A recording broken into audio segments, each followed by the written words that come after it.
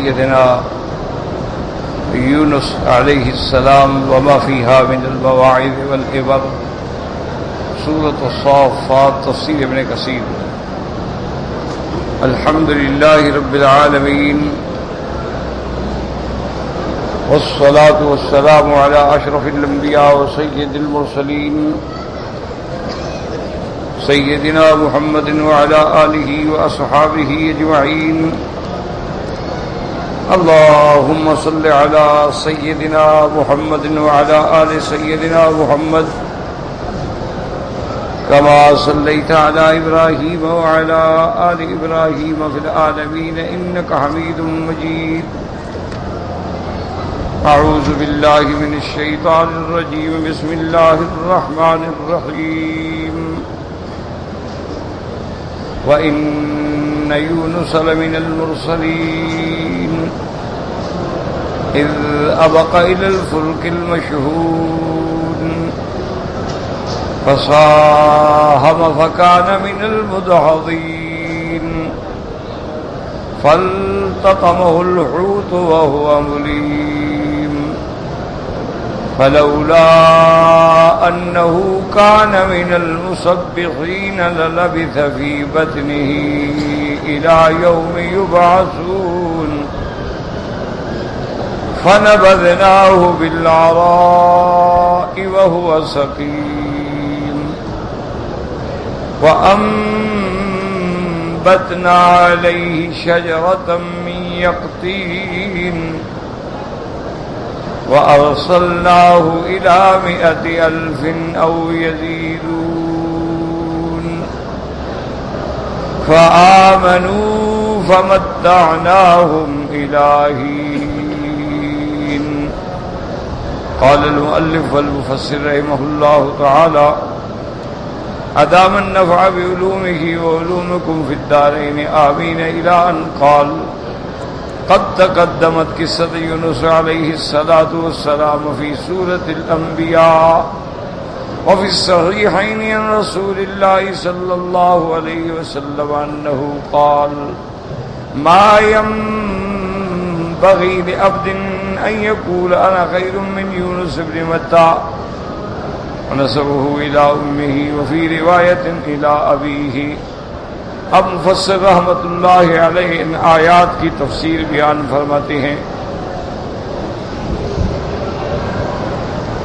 کہ حضرت یونس علیہ السلام کا قصہ سورۃ الانبیاء میں گزر چکا ہے۔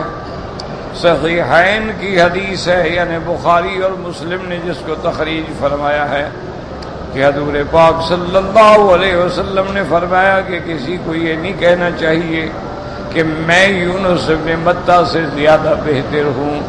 اب اس کی بات یاد رکھیں، سمجھیں کہ یہ بات متفق علیہ ہے کہ اللہ نے منصوص ہے کہ بعض رسولوں کو بعض پہ زیادہ فضیلت دی ہے۔ جیسے فرمایا تلک الرسل فضلنا بعضهم على بعض، کہ ہم نے بعض کو بعض پہ افضلیت اور فضیلت بخشی۔ منہم من کلم اللہ، بعض کو ہم نے شرف کلام سے نوازا ہے، جیسے موسیٰ علیہ السلام ہیں، وہ کلیم اللہ ہیں۔ تو ہر پیغمبر کو دوسرے سے افضلیت ہے، جیسے موسیٰ علیہ السلام ہارون سے افضل ہیں۔ موسیٰ علیہ السلام رسول بھی ہیں، نبی ہیں، ہارون علیہ السلام صرف نبی ہیں، رسول نہیں ہیں، بلکہ تابع ہیں کتاب تورات کے۔ تو اسی طرح یہ بات ائمہ مجتہدین، محدثین، فقہاء، علماء، اولیاء کہ تمام انبیاء میں سے افضل جو ہیں وہ اللہ کے رسول ہیں، کیونکہ ہر رسول نبی ہوتا ہے، ہر نبی جو ہے وہ رسول نہیں ہوتا۔ تو اللہ کے جو رسول ہیں وہ افضل ہیں، کیونکہ وہ رسول بھی ہیں اور نبی بھی۔ اور ان کے بارے میں بھی آتا ہے کہ ان کی تعداد جو ہے وہ 313 ہے۔ پھر ان تمام اللہ کے رسولوں میں سے 5 رسول جو ہیں وہ اولو العزم من الرسل، ان کی شان ان سب سے زیادہ، اور پھر سب سے افضل، سب سے اکمل، سب سے اعلیٰ، سب سے عرفہ شان جو ہے وہ حضرت محمد مصطفیٰ صلی اللہ علیہ وسلم کہ اللہ نے حضور کو جو شان بخشی ہے وہ کسی پیغمبر کو نہیں۔ حضور صلی اللہ علیہ وسلم نے خود فرمایا ہے کہ اللہ نے ہر پیغمبر کو، ہر نبی کو اپنی قوم کے پاس بھیجا، لیکن بعثت الی الناس کافۃ، اور اللہ نے مجھے ساری مخلوق کے لیے نبی بنایا۔ اسی طرح ہر پیغمبر انسانوں کے لیے نبی بنے ہیں، لیکن حضور کی شان یہ ہے، فرمایا بعثت الی الاحمر والاسود، کہ اللہ نے مجھے انسانوں میں بھی اور جنوں کے لیے بھی نبی بنایا۔ اس لیے اللہ کے قرآن میں سورۃ الجن ہے، اسی طرح قرآن میں یا معشر الجن والانس کا خطاب ہے، اسی طرح سے اللہ تبارک و تعالی نے ارشاد فرمایا ہے، ساری سورۃ الرحمن میں دونوں کو خطاب ہے، اور ہر آیت کے بعد فَبِأَيِّ آلَاءِ رَبِّكُمَا تُكَذِّبَانِ لَا نُكَذِّبُ بِنِعَمِ رَبِّنَا۔ تو یہ صفت جو ہے یہ بھی صرف حضرت محمد مصطفیٰ کی ہے کہ آپ جیسے انسانوں کے لیے نبی ہیں، آپ یعنی جنات کے لیے بھی نبی ہیں۔ جیسے انسانوں میں آپ کے صحابہ ہیں، اسی طرح جنوں میں بھی آپ کے صحابہ ہیں۔ جو جنات حضور کے ہاتھ پہ اسلام لائے وہ صحابی ہیں رضوان اللہ تعالی علیہم اجمعین۔ اور دوسری بات یہ ہے کہ حضور صلی اللہ علیہ وسلم نے فرمایا کہ احلت لی المغانم، اللہ نے مجھے شان بخشی ہے کہ اموال غنیمت جو ہیں وہ میری امت کے مجاہدین کے لیے حلال ہیں، ورنہ پہلے یہ ہوتا تھا کہ مال غنیمت کو اونچی جگہ رکھ دو، آگ آ گئی جلا گئی، جل گیا مانا اللہ نے قبول فرما لیا، اور اگر پڑا رہا تو اس کا معنی یہ ہے کہ وہ قبول نہیں ہوا۔ لیکن حضور صلی اللہ علیہ وسلم کے لیے اموال غنیمت حلال کر دیے گئے کہ مجاہدین میں تقسیم کر دیے گئے۔ اسی طرح پہلے انبیاء علیہم السلام کے امتوں کو نماز ہر حال میں مسجد میں ادا کرنی تھی، مسجد کے باہر نماز ادا ہی نہیں ہوتی تھی، لیکن حضور نے فرمایا یہ بھی میری شان ہے کہ جعلت لی الارض مسجدا وطہورا، اللہ نے میرے لیے تمام روئے زمین کو مسجد بنا دیا اور پاک بنا دیا کہ پانی نہ ملے تیمم کر کے بھی نماز پڑھ لیں۔ تو یہ خصائص ہے میرے نبی محمد مصطفیٰ۔ اسی طرح ہر نبی کے بعد نبی ہے، ہر پیغمبر کے بعد پیغمبر ہے، لیکن میرے آقا خاتم الانبیاء والمرسلین ہیں، لا نبی بعدہ ولا رسول بعدہ ولا کتاب بعد کتابہ ولا شریعت بعد شریعتہ، کہ اللہ نے آپ کے بعد نبوت اب کوئی نبی نہیں ہوگا، کوئی رسول نہیں ہوگا، کوئی کتاب نہیں اترے گی۔ تو یہ ساری شان جو ہے حضرت محمد مصطفیٰ کی۔ اور اسی طرح حضور پاک نے فرمایا کہ قیامت کے میدان میں جب سارے انبیاء اور رسول چپ کھڑے ہوں گے، بولنے کی جرت نہیں ہوگی، تو اس وقت بھی بولنے والا حضرت محمد مصطفیٰ ہوگا صلی اللہ علیہ وعلا آلہ واصحابہ وسلم تسلیما کثیرا کثیرا۔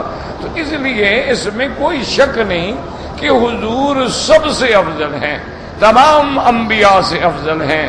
اور اسی طرح حضور پاک نے فرمایا کہ قیامت والے دن لواء الحمد جو ہے، حمد کا پرچم جو ہے وہ میرے ہاتھ میں ہوگا۔ فرمایا ابراہیم ابی، حضرت ابراہیم میرے ابا ہیں لیکن میرے پرچم کے نیچے ہوں گے، آدم علیہ السلام میرے ابا ہیں لیکن میرے پرچم کے نیچے ہوں گے، لہذا اس میں تو کوئی شک نہیں۔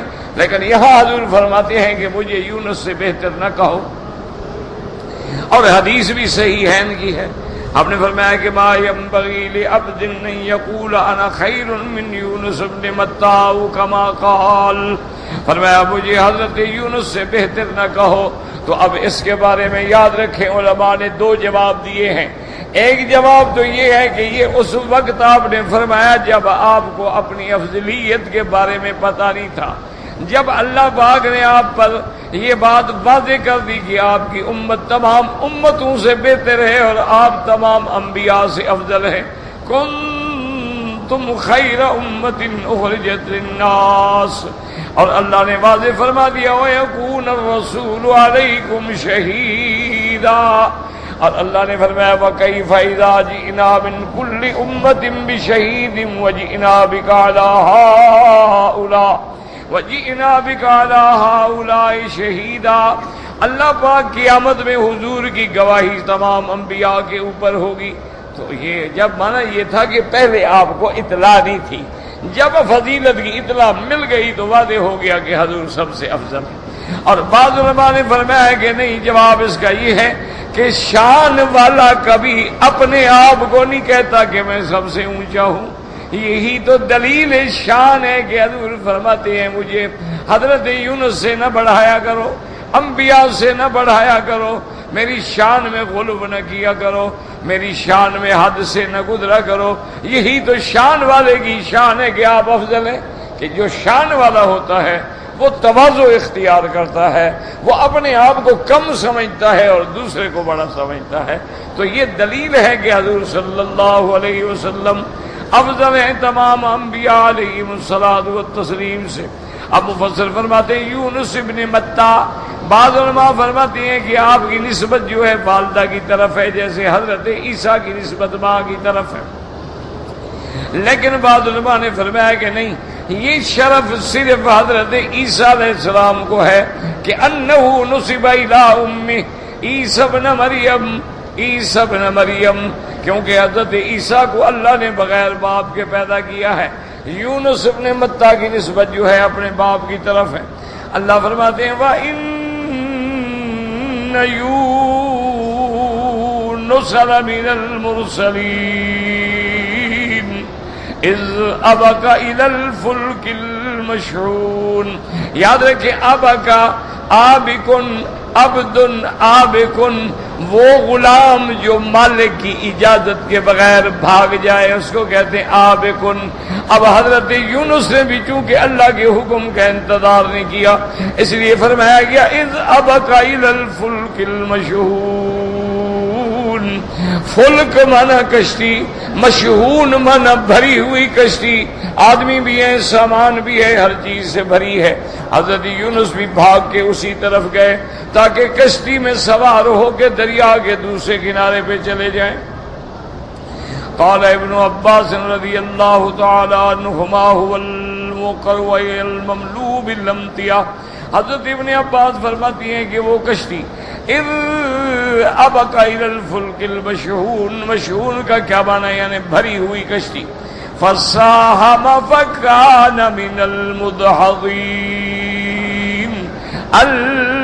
المغلوبین، قرآن ڈالا گیا تو آپ قرے میں مغلوب ہو گئے، یعنی قرآن آپ کے نام ہی نکل آیا، قرآن غالب آ گیا۔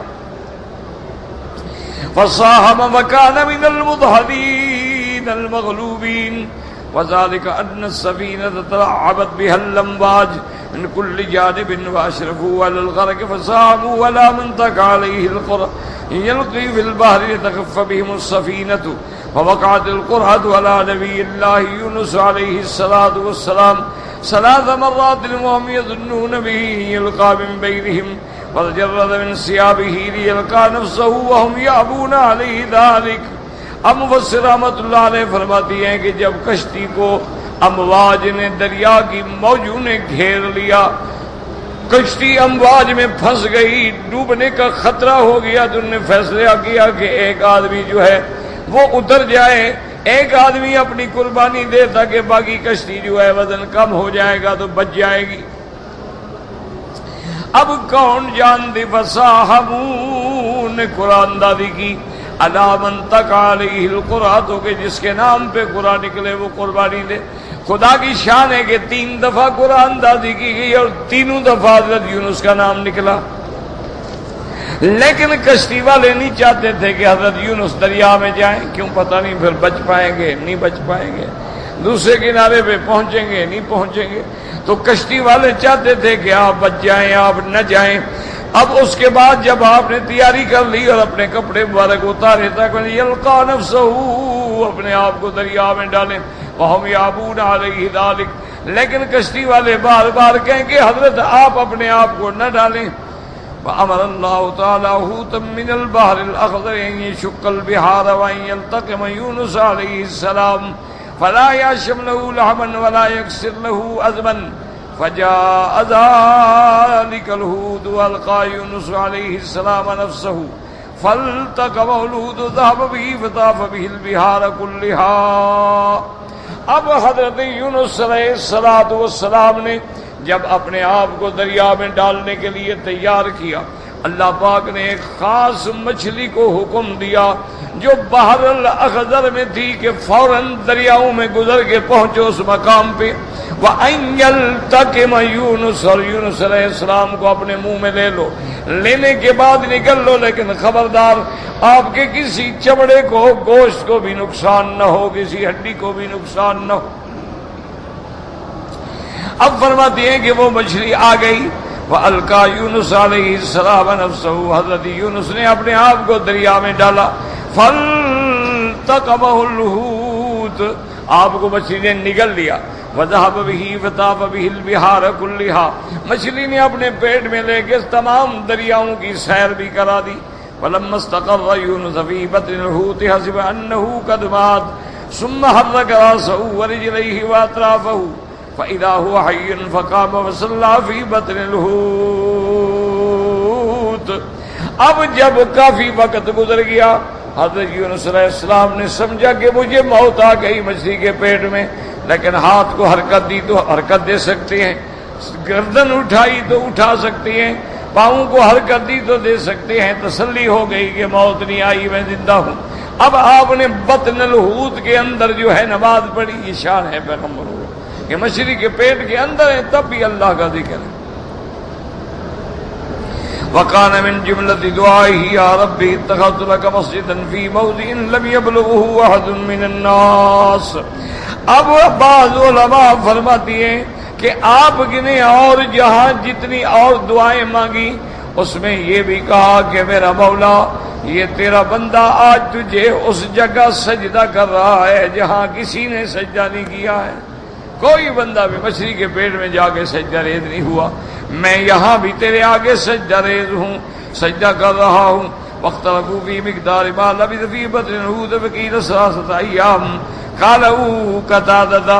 اب اس سے اختلاف ہے کہ حضرت یونس علیہ السلام مچھلی کے پیٹ میں کتنا رہے، بعض علماء کہتے ہیں 3 دن، وَقِيلَ 7، بعض کہتے ہیں 7 دن۔ قَالَ جعفر الصادق رضی اللہ تعالی عنہ، حضرت جعفر صادق کا قول ہے کہ 7 دن ہیں۔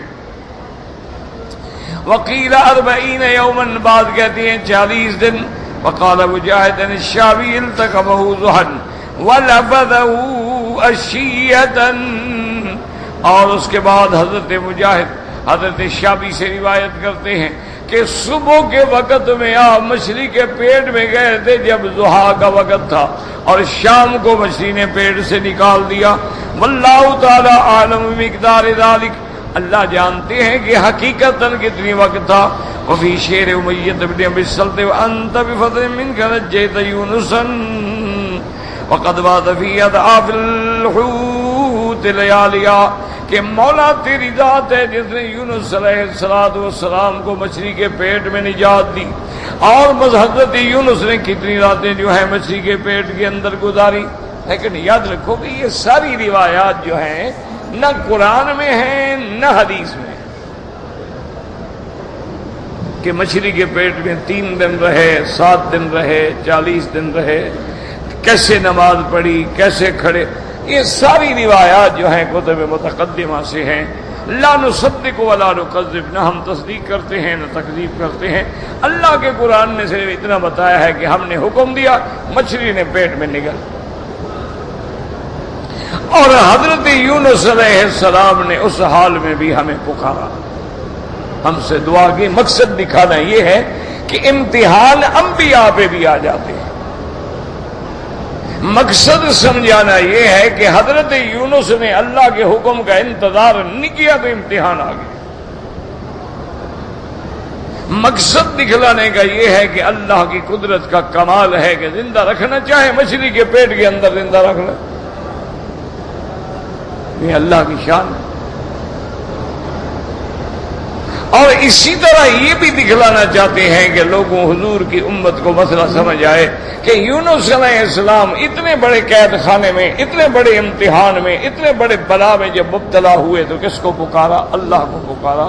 تو سمجھ آیا کہ ہر دکھ میں، ہر تکلیف میں، ہر پریشانی میں اللہ کے سوا کسی غیر کو پکارنا جو ہے وہ شرک ہے۔ اس لیے یہ واقعات ہمیں سنائے گئے ہیں۔ باقی مچھلی کے پیٹ میں 3 دن رہے، 40 دن رہے، 7 دن رہے، 1 دن رہے، اللہ کے قرآن نے اس کا کوئی ذکر نہیں کیا اور نہ کسی صحیح حدیث مبارک میں واقع آتا ہے۔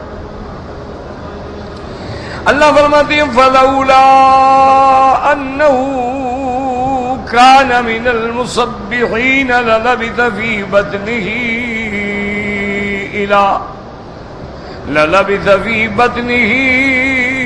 إِلَى يَوْمِ يُبْعَثُونَ قِيلَ لَوْلَا مَا تَقَدَّمَ لَهُ مِنَ الْعَمَلِ فِي الرَّخَاءِ۔ اب علماء فرماتی ہیں کہ فَلَوْلَا أَنَّهُ كَانَ مِنَ الْمُسَبِّحِينَ، تسبیح کہنے والے، لیکن یاد رکھو تسبیح بمانے نماز بھی آتا ہے۔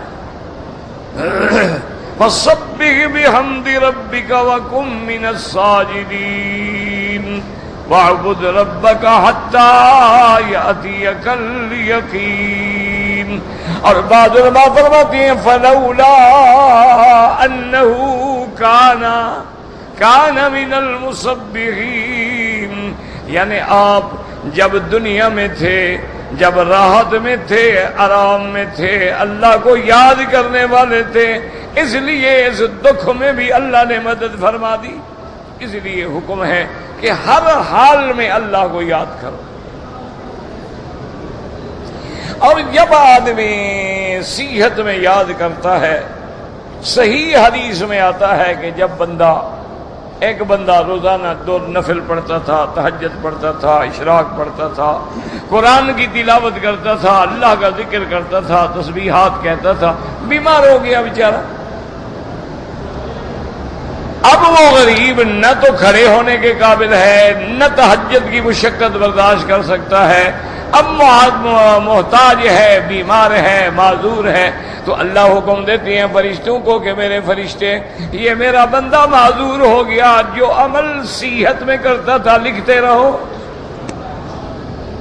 اب یہ نہیں کر سکتا ہے، چاہتا تو ہے نہ کرنا، نیت تو اس کی ہے کہ کرے لیکن ہمت نہیں، تو لہذا اس لیے ہر حال میں آدمی اللہ کا ذکر کرے۔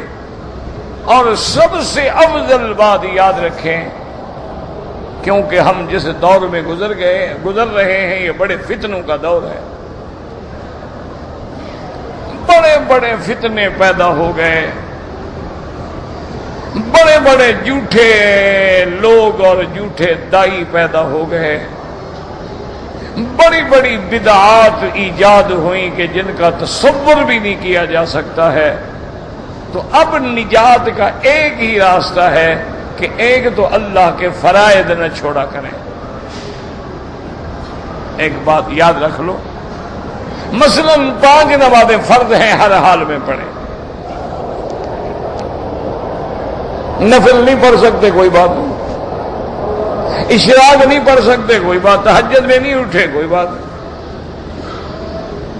فرض ہر حال میں ادا کریں، سفر ہے، حضر ہے، گھر ہے، جماعت ہے، اکیلا ہے، جنگل ہے، پانی نہیں ہے، تیمم کر کے ہر حال میں فرض ادا کریں۔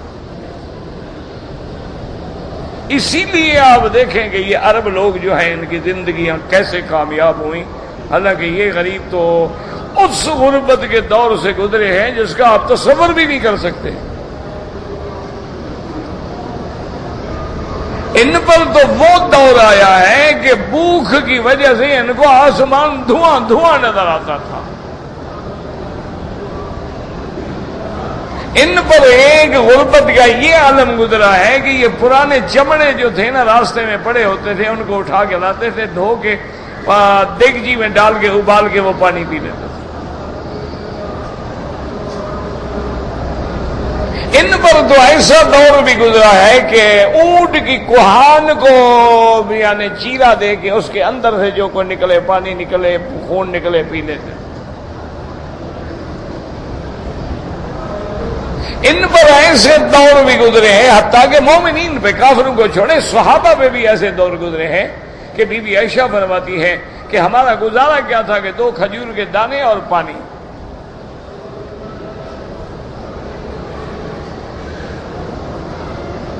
اسی طرح ایک دفعہ سفر میں، جہاد کے سفر میں صحابہ کو روزانہ 1 کھجور ملتی تھی،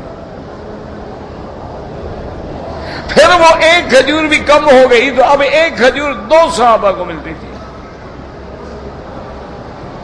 تو کسی نے پوچھا، انہوں نے کہا بھائی یار 1 کھجور سے کیا ہوتا ہے بتا، 1 کھجور یا آدھی کھجور؟ انہوں نے کہا جب وہ ختم ہو گئی نا پھر ہمیں پتہ لگتا تھا کہ کھجور کی کیا قیمت ہے۔ ابھی تو ہر بلا ہے نا ہمارے پاس، اس لیے اللہ کی نعمتوں کی قدر نہیں ہے نا۔ ہمارے ناشتے جو ہیں وہ انواع و اقسام سے ہیں، پھر ہمارے لنچ الگ ہیں، ڈنر الگ ہیں، برنچ ہمارے الگ ہیں، بیڈ ٹی ہماری الگ ہے، پتہ نہیں کیا کیا ہم نے اپنے اوپر عذاب مسلط کر رکھے۔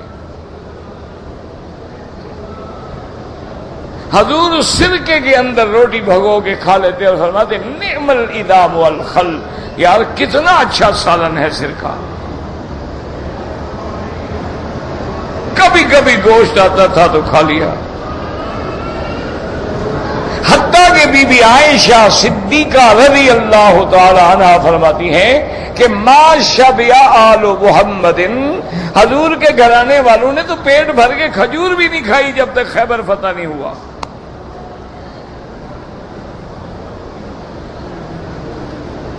لیکن آپ دیکھ لیں کہ اللہ نے کیسا انقلاب آیا،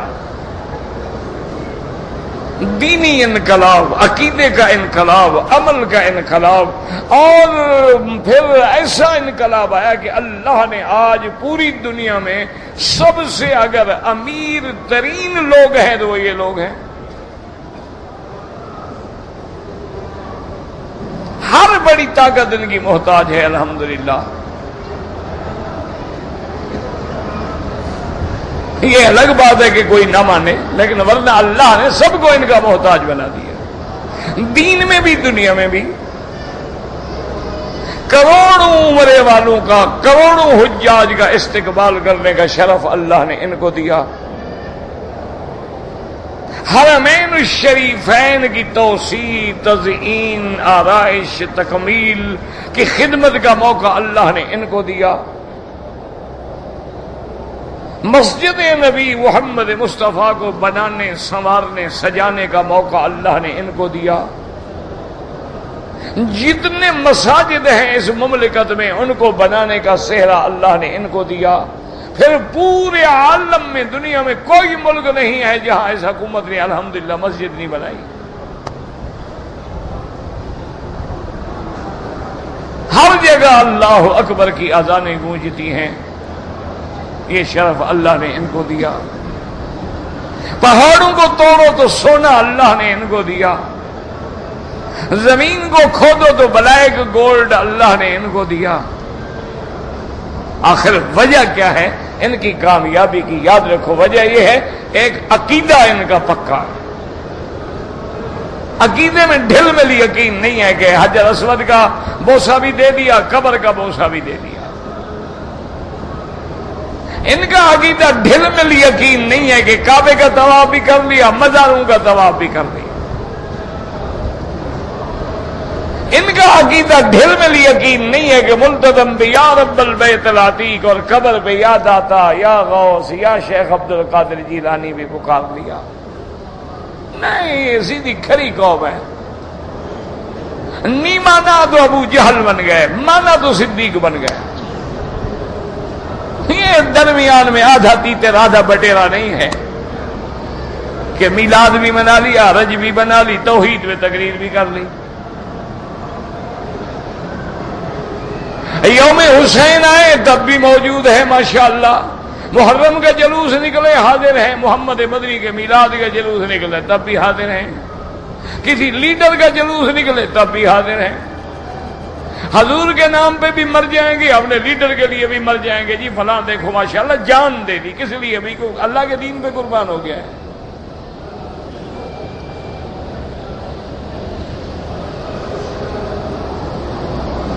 اس لیے ہمیشہ یاد رکھیں کہ ان کی کامیابی کا راز کیا ہے؟ عقیدہ،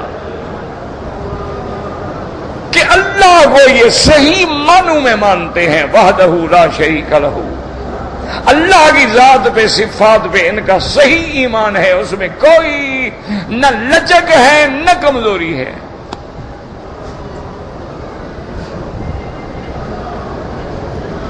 اور دوسری چیز کیا ہے؟ یہ فرائض اللہ کے پابند ہیں۔ دیکھیں گے آپ سنت نہیں پڑھیں گے، نفل نہیں پڑھیں گے، لیکن فرض ضرور پڑھیں گے۔ حج زندگی میں فرض ہے، ایک دفعہ ضرور کریں گے۔ ہماری طرح یہ نہیں ہے کہ حج ہر سال کریں گے لیکن سگریٹ بھی نہیں چھوڑیں گے، داڑھی منڈانا بھی نہیں چھوڑیں گے۔ حج پہ ہر سال آ جاتے ہیں ماشاء، اور جی اللہ نے بلایا ہے ماشاءاللہ۔ ہاں جی، ابو جہل جو مکے میں رہا اس کو کس نے بلایا تھا؟ یہ کچھ نہیں ہوتا مکے میں آ جانے سے، حج کرنے سے۔ اصل بات ہے عقیدہ اور ایمان، وہ درست ہو جائے تو مکے مدینے کی ایک گھڑی تیری ساری زندگی سے بہتر ہے۔ اور اگر عقیدے میں شرک ہے، لاکھ دفعہ اور لاکھ طواف کرو، دھیلے کا بھی فائدہ نہیں۔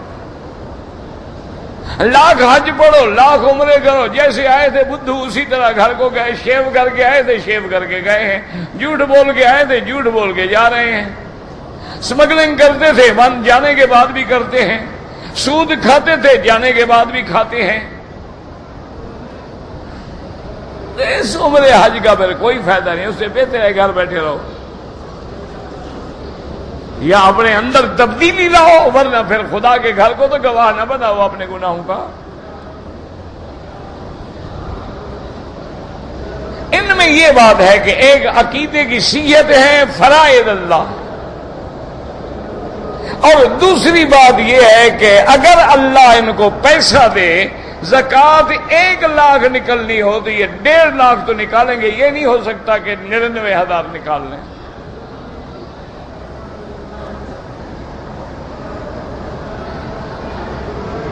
میرا ایک اپنا دوست ہے، تعلق والے ہیں، ان کا ایک بحری جہاز پورا سمجھے بحری جہاز بھرا ہوا مال کا نقصان ہو گیا، انشورنس بھی نہیں کرائی، اس نے کہا حرام ہے۔ میں نے بطور ہمدردی میں نے کہا مجھے بڑا افسوس ہے، آپ کا بڑا نقصان ہوا۔ انہوں نے کہا مکی صاحب نقصان جو ہوا ہے نا اس کی کوئی وجہ ہے، ورنہ الحمدللہ میرا نقصان کبھی نہیں ہوتا۔ میں نے کہا کیوں نہیں ہوتا؟ بھی ہر کام میں نفع بھی ہوتا ہے نقصان بھی ہوتا ہے، تم کوئی اور آدمی ہوگے تمہارا۔ انہوں نے کہا حضرت گزارش یہ ہے کہ میں نے اپنے ہر کاروبار میں تیسرا حصہ جو ہے وہ اللہ میاں کا رکھا ہوا ہے، کہ اگر مجھے 3 ریال نفع ہوگا 1 ریال اللہ کے نام پہ خیرات کروں گا، 3 لاکھ ہوگا 1 لاکھ کروں گا، تو جب اللہ کا حصہ میں نے رکھا ہوا ہے تو مجھے گھاٹا کیسے ہو سکتا ہے؟ یہ گھاٹا پھر میں نے کہا کیوں ہو گیا؟ یہ تو کروڑوں میں گھاٹا تھا نا، کوئی لاکھوں میں بھی نہیں تھا۔ انہوں نے کہا معلوم ہوتا ہے کہ ایک آدمی کو ہم نے اپنا بھائی وال بنایا تھا، معلوم ہوتا ہے اس کا پیسہ کوئی حرام کا تھا، کوئی چکر تھا، ورنہ کیوں گھاٹا ہے؟ چینی تھی اس کے جہاز پہ لدی ہوئی، آگ لگ گئی چینی میں۔ اللہ کی شان دیکھیں کہ جناب جس مل سے انہوں نے چینی خریدی تھی، جس ملک سے، 2 مہینے کے بعد انہوں نے خود ان کو لیٹر لکھا کہ ہم نے تحقیق کی ہے، اس چینی میں آگ لگی ہے فلاں کیمیکل کے زیادہ ہونے کی وجہ سے، تو وہ ہمارے مل کی غلطی ہے، لہذا سارا نقصان ہم دیتے ہیں۔ انہوں نے کہا کیمیکل ہم نے زیادہ غلطی سے ڈالا نا، آپ نے تو نہیں ڈالا تھا، وہ کیمیکل ہیٹ اپ ہو گیا، آگ لگ گئی۔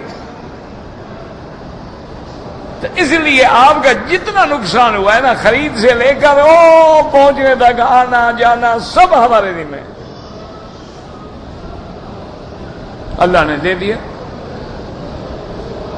اسی طرح یاد رکھیں کہ آج اگر آپ اپنی اصلاح چاہتے ہیں، اب اللہ والے لوگ تو رہ نہیں گئے، جن کے صحبت میں جانے سے بندے تبدیل ہو جاتے تھے، وہ تو انکا ہو گئے۔ اگر کوئی ہے تو کوئی چھپا ہوا ہوگا، وہ پھر اپنے آپ کو ظاہر نہیں کرتے، بس وہ اللہ کے نام پہ چھپ جاتے ہیں۔ حدیث میں آتا ہے، تو نے فرمایا دیکھتے ہو تم رب اشعث اغبر، کے بعد آدمی ایسے ہی کپڑے پھٹے ہوئے ہیں، بالوں میں مٹی پڑی ہوئی ہے، اگر کسی سے بات کرے کوئی بات نہ کرے، کسی کو رشتہ مانگے کوئی رشتہ نہ دے۔ حضرت نے فرمایا اس کا اللہ کے ہاں ایسا مقام ہوتا ہے کہ لو اقسم علی اللہ، اگر اللہ کی قسم کھا کے کوئی بات کہہ دے، اللہ کہتا ہے میرے بندے کو سچا کرو۔ لیکن اب ایسے لوگوں کو کون پہچانے گا؟ یہ جو ہے نا دنیا میں ٹی وی پہ اور ادھر اور ادھر شیخ ہیں اور پیر ہیں اور مرشد ہیں اور نجومی ہیں اور علم العادات کے ماہر ہیں، استخارے منٹ والے استخارے کرنے والے ہیں اور گردن جھکا کے تمہیں حالات بتانے والے ہیں، یہ تو خود بیچارے بھٹکے ہوئے ہیں، تمہاری کیا ہدایت کریں گے؟ باقی ہوتا ہے لفظ یا دلائل، وہ آپ کسی اچھے جوگی کے بعد بیٹھ جائیں تمہیں 2 منٹ میں پاگل کر دیں۔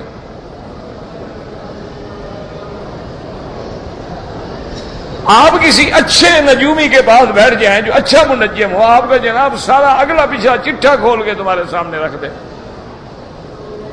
مودودی صاحب جیسا آدمی، اتنا پڑھا لکھا اتنا بڑا اسکالر آدمی، انہوں نے پتہ نہیں کسی دوستی میں آ کے کسی کو ہاتھ دکھا بیٹھے غریب، کہتے دوست آ جاتے ہیں نا یار، پکڑ لیتے ہیں، دکھاؤ جی کا کیا ہے، نہ بھی چاہتے ہوں، ورنہ میں نہیں سمجھتا کہ حضرت نے خود کیا ہوگا۔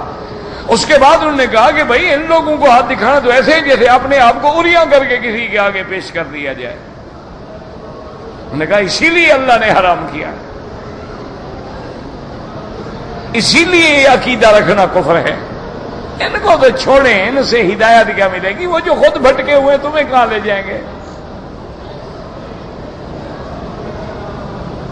یعنی حضور پاک نے جو دعائے استخارہ سکھلائی ہے، اس کے لیے بھی شریعت میں حکم ہے کہ 2 رکعت پڑھ کے 3 دفعہ دعا مانگو، اگر معلوم نہ ہو پھر دوسری رات، پھر تیسری رات، چوتھی رات، 5ویں رات، 6ٹھی رات، 7ویں رات، 7 راتوں تک استخارہ کرتے رہو، پھر اللہ پہ چھوڑ دو، جو اللہ کو منظور ہے وہی ہو جائے گا۔ یہ منٹ والا استخارہ تو کسی نبی نے نہیں کیا، ان کو کیسے آ گیا ہے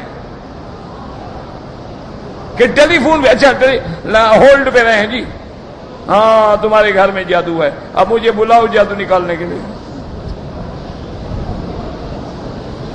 پہلے جادو والے نے لوٹا، اب پیر صاحب لوٹیں گے۔ یہ تو کاروبار ہے، یہ تو چکر ہے، یہ تو فراڈ ہے، یہ کوئی نہ دین ہے نہ علم ہے نہ تقویٰ ہے نہ پرہیزگاری ہے۔ اچھا اپنی داڑھی نہیں ہے، سر ننگا ہے، سیرت النبی پہ جناب ڈانس کر رہا ہے، تقریر کر رہا ہے، ادھر جاتا ہے ادھر جاتا ہے، ہاتھ ہلاتا ہے، یہ سیرت رسول اللہ ہے؟ اسی طرح حضور تقریر فرماتے تھے، سر سے کپڑا اتار دیتے تھے، داڑھی چھوٹی تھی اتنی سی۔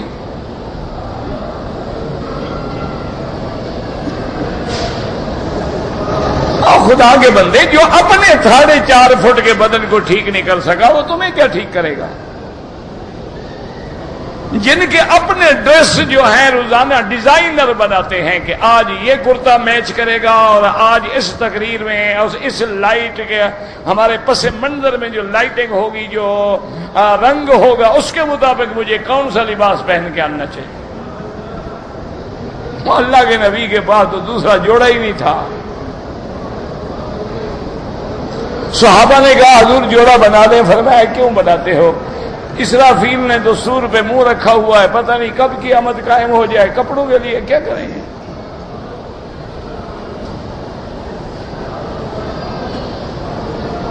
حضور پاک نے کبھی پراٹھا شریف نہیں کھایا، یہ جو تم کھاتے ہو نا 7 منزلے پراٹھے، جن کے آسمان کے بھی 7 طبقات، تیرے پراٹھے کے بھی 7 طبقات ہوتے ہیں ماشاءاللہ۔ اور بعض پراٹھے تو جی قیمے والا ہے، یہ مولی والا ہے، یہ کچوری والا ہے، پتہ نہیں بلی والا ہے، پتہ نہیں کچے والا ہے. یہ جو بلائیں ہیں میرے نبی نے تو کبھی نہیں کھائی، تم کیسے عاشق رسول ہو؟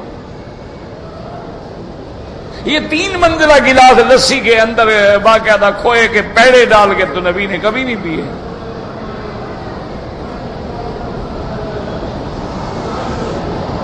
اللہ، حضور نے تو ایک دفعہ ٹھنڈا پانی پیا اور کھجوریں کھائیں اور فرمایا عمر اس کا بھی قیامت میں حساب ہوگا. کھجوریں ہیں، کھجوریں ہیں اور صحابی ٹھنڈا پانی لائے،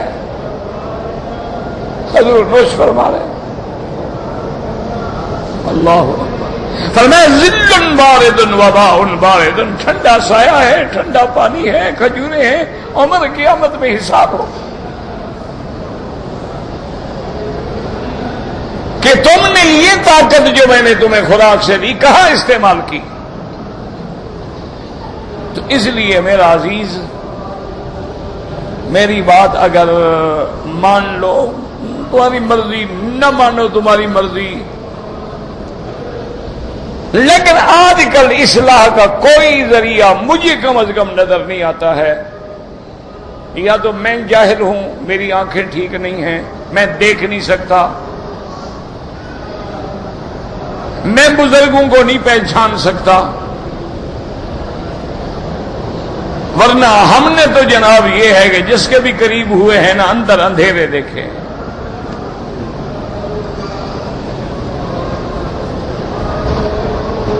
نور ایمان کے اجالے میں اندھیرے دیکھے.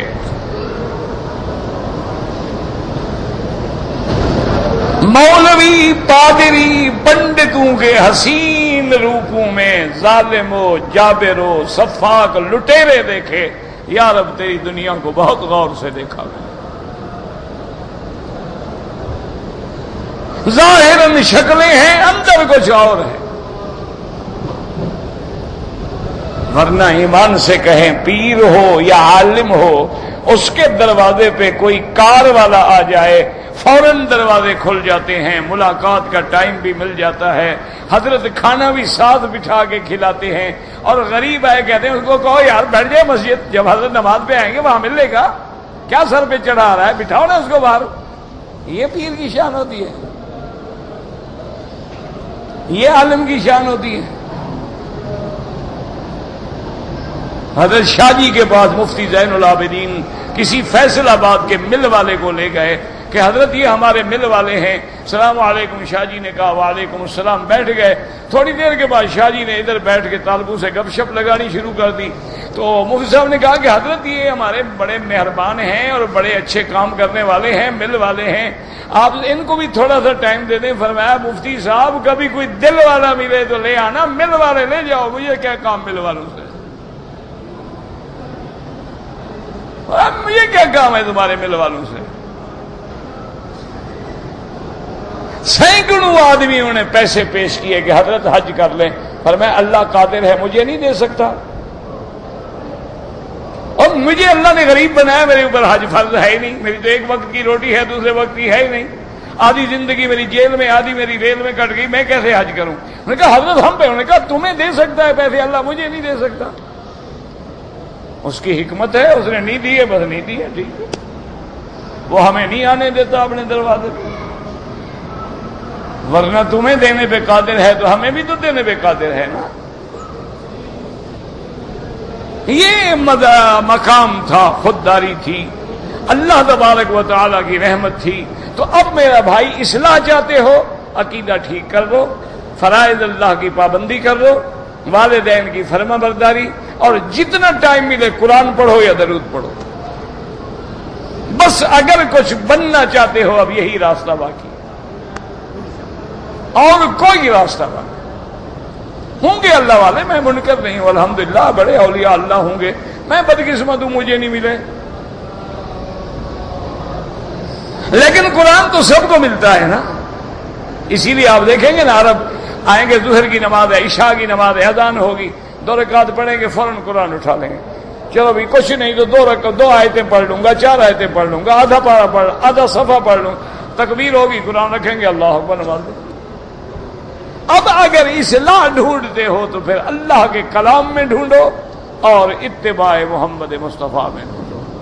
وظائف کے چکر میں پڑھنے کی کوئی ضرورت نہیں ہے، زیادہ سے زیادہ درود پڑھو اور زیادہ سے زیادہ استغفار کرو۔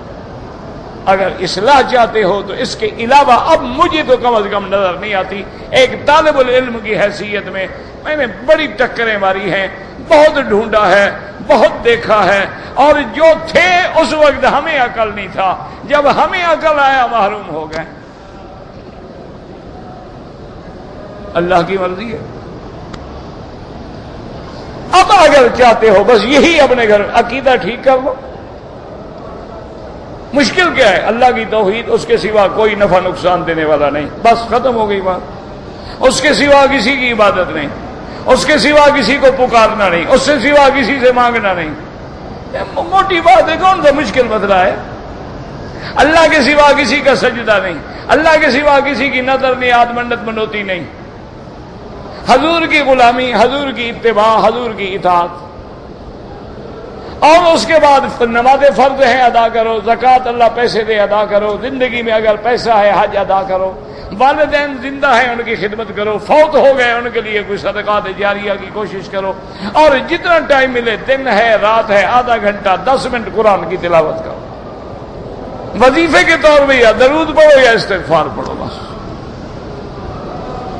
نہ کسی پیر کی اجازت کی ضرورت ہے، نہ فقیر کی، یہ اللہ کے رسول کا حکم ہے۔ استغفار کا حکم بھی قرآن نے دیا ہے، اور درود پڑھنے کا حکم بھی قرآن نے دیا ہے۔ یا ایھا الذین آمنوا صلوا علیہ وسلموا تسلیما، اللہم صل علی سیدنا محمد۔ استغفار کا حکم بھی یہی اللہ نے قرآن میں دیا ہے کہ میرے جو بندے ہیں وہ بالاسحار ہم یستغفرون، وہ صبح اٹھ کے بیٹھتے ہیں، سحر کے وقت میں میرے آگے استغفار کرتے ہیں۔ اللہ آپ کو بھی توفیق دے، مجھے بھی توفیق دے، آپ کی دعاؤں سے شاید میرا بھی کام بن جائے۔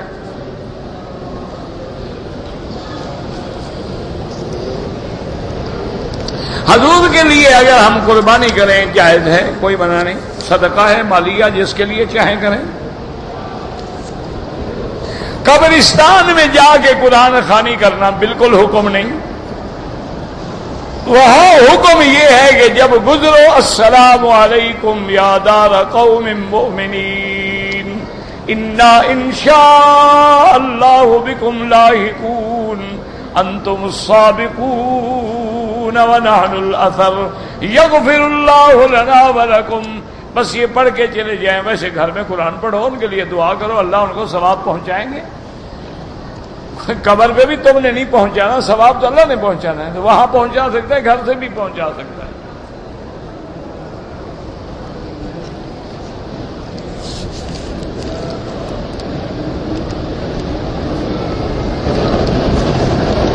میرا ایک دوست کہتا ہے کہ مصر میں اذان سے پہلے لوگ الصلاۃ والسلام علیک یا رسول اللہ پڑھتے ہیں، تو مصر میں تو ہر چیز ہے میرا بھائی، مصر میں اور کیا نہیں ہے؟ احرام میں مصر بھی ہیں، وہاں کیبرے ڈانس بھی ہوتے ہیں، نائٹ کلب بھی ہیں، پھر کیا کریں گے آپ؟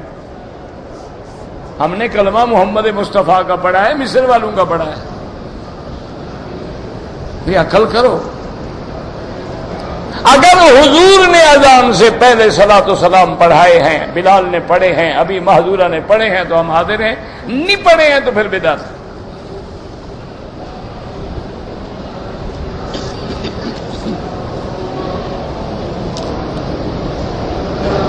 کوئی آدمی بھی حالت حیض میں عورت کے ساتھ جمع کرنے کو حلال نہیں کہتا، آپ کو کسی نے غلط کہا۔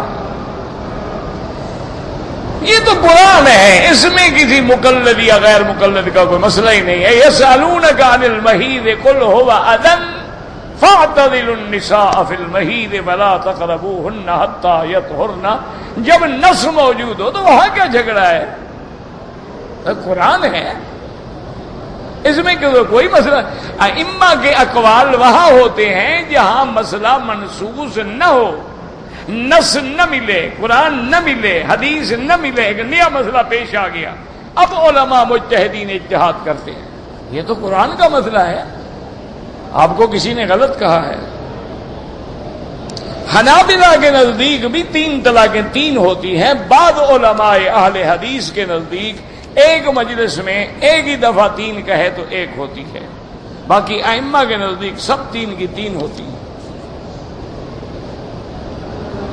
اگر طواف کے دوران میں قرآن دیکھ کے پڑھتا رہے جائز ہے، لیکن رش ہے، لوگوں کو ٹکریں لگیں گی، آپ بھی رکاوٹ بنیں گے، یاد ہے پڑھتے رہو، ورنہ تو جائز ہے، کوئی منع نہیں۔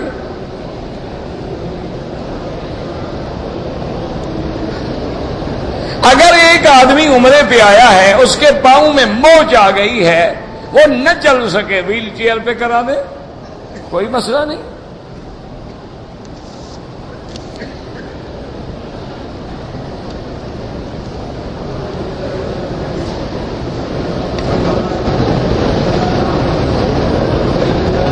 آپ مجھے دعا کرتے ہیں، اچھا سمجھتے ہیں، آپ خود اچھے ہیں۔ شیشہ صاف ہو نا، دوسرے کا رخ بھی صاف نظر آتا ہے۔ شیشہ گندا ہو تو بڑا خوبصورت آدمی دیکھے تو بلا نظر آئے گا۔ کیونکہ تم اچھے ہو اس لیے مجھے اچھا سمجھتے ہو، تو میں کہاں اچھا ہوں۔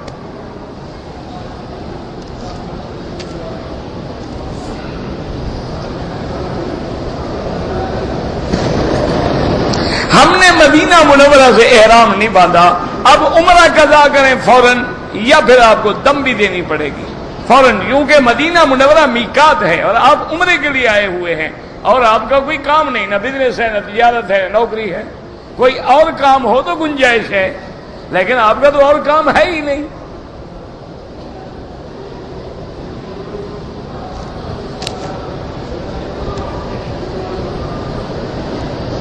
کہتے تھے کہ اگر ایک آدمی نے عمرہ کرنے کے بعد اس طرح پھروا دیا، 1 ہفتے کے بعد دوبارہ عمرہ کیا، تو پھر کینچی سے بال کاٹے، کتنے بال تھے جو تم نے کینچی سے کاٹے تھے؟ یار کچھ لحاظ تو کرو نا حضرت، آپ اس طرح بھی پھروائیں اور 1 بکری دم بھی ادا کریں۔ کینچی تب جب بال کٹنے کے قابل ہو، پہلے اس طرح پھر ہفتے میں کتنے نکلیں گے؟ تم نے کینچی پھیر لی تھی وہاں۔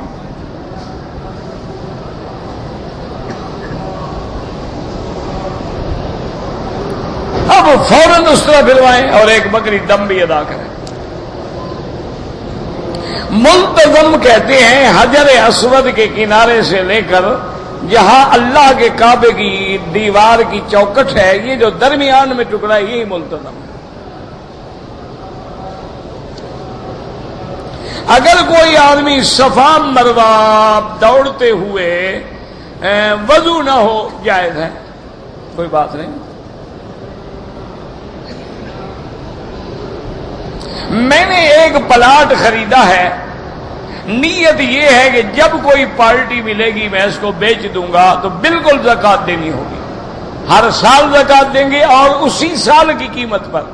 مثلاً آپ نے خریدا تھا 2 لاکھ میں، اب 4 لاکھ کا ہو گیا تو 4 لاکھ کی زکوٰۃ دیں گے۔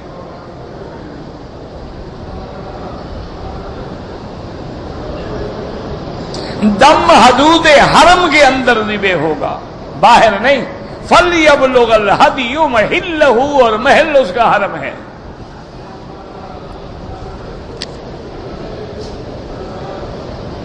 اگر کوئی نفلی نماز قرآن دیکھ کے پڑھے، کوئی حرج نہیں، جائز ہے۔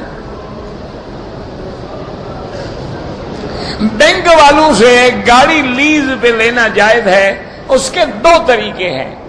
ایک یہ ہے کہ بینک ہمیں 10 لاکھ روپے دیتا ہے کہ جا کے گاڑی خرید دو، اور گاڑی بھی اپنے رہن قبضے میں رکھ لیتا ہے، ایک کاغذات یعنی اس کے۔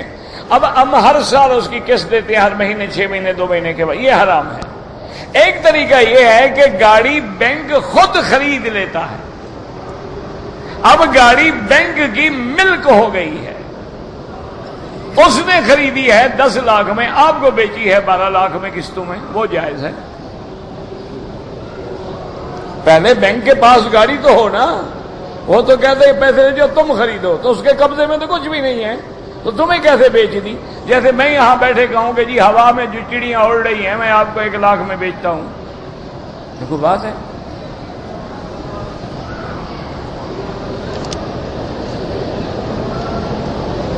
کہتے جی کہ دیور سے پردہ کرنا مشکل ہوتا ہے، اسی لیے حضور نے فرمایا کہ دیور موت ہے عورت کے لیے، اس سے تو ہر حال میں پردہ کریں۔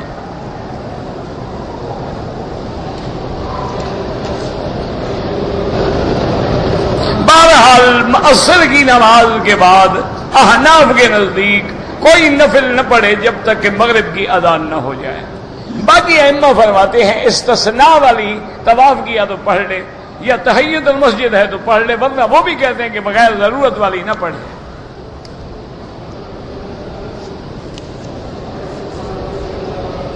وتر نماز میں 2 رکعتوں کے بعد ہر آدمی بیٹھتا ہے, اللہ کے بندے یہاں کے حضرات بھی بیٹھتے ہیں, وہ 2 پہ سلام پھیر کے 1 رکعت پہ کھڑے ہوتے, ہم سلام نہیں پھیرتے اور تیسری پہ کھڑے ہو جاتے ہیں. کوئی جھگڑا تو ہے نہیں, دونوں حدیثیں موجود ہیں.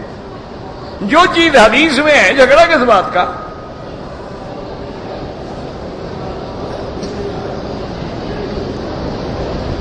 جہنم والے کا جسم مدینے سے لے کر مکے تک بڑا ہوگا, یہ تو کوئی حدیث نہیں ہے.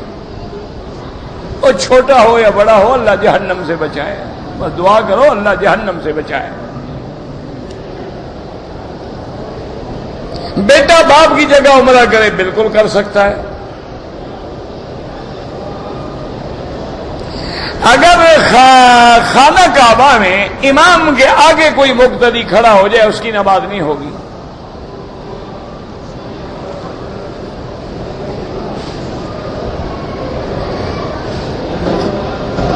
ایک آدمی کو میں نے قربانی کے پیسے دیے تھے حج میں نے بال کٹوا دیے, اس نے قربانی بعد میں کی, کوئی حرج نہیں, جو گزر گیا اللہ قبول فرمائے بس.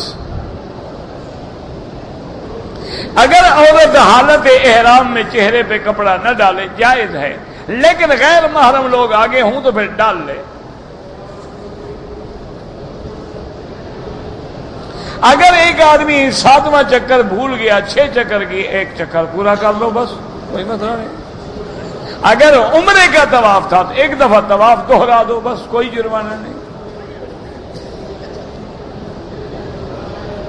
میں 45 کلومیٹر پہ جا کے کام کرتا ہوں. بہرحال یہ ہے کہ آج کل کے اعتبار سے تقریباً 78 کلو پہ جا کے مسافر بنتا ہے آدمی. آپ مسافر نہیں ہیں.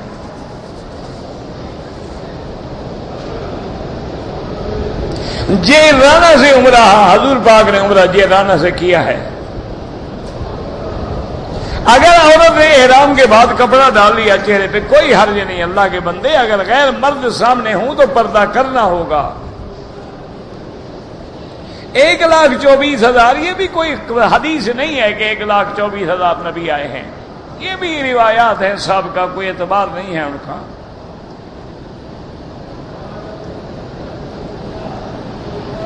جو قومیں کسی نہ کسی نبی کی امت ہیں ہمارے لیے قابل احترام ہے, جب ہمارے نبی کو نہ مانے تو کافر ہیں.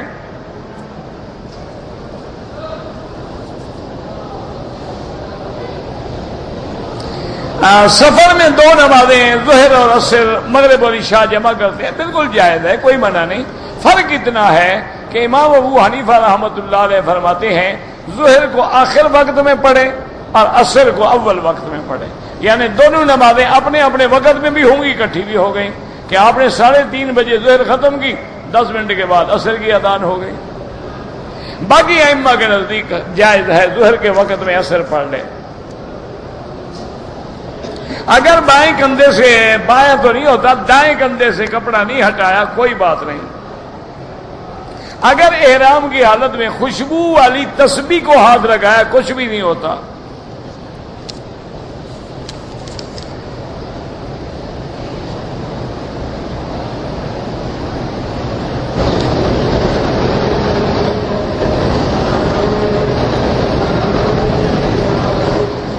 کس سے علاج کروایا جائے وظیفہ زوجیت کا؟ مجھے تو سمجھ نہیں آیا میرا بھائی, مجھے سمجھ نہیں آیا آپ نے کیا لکھا ہے. آپ کے پاس علاج ہے کیا ہے, مجھے تو سمجھ ہی نہیں آیا. اگر عمرے کے طواف میں 4 چکروں کے بعد اذان ہو گئی, میں نے سنتیں پڑھی اور باقی بعد میں نماز کے بعد پورا کیا, کوئی حرج نہیں, بالکل ٹھیک ہے. طواف کے چکروں میں جنازہ آ جائے, پڑھیں مرضی, اگر پڑھیں تو جہاں ختم کریں وہیں سے پھر طواف شروع کر دیں.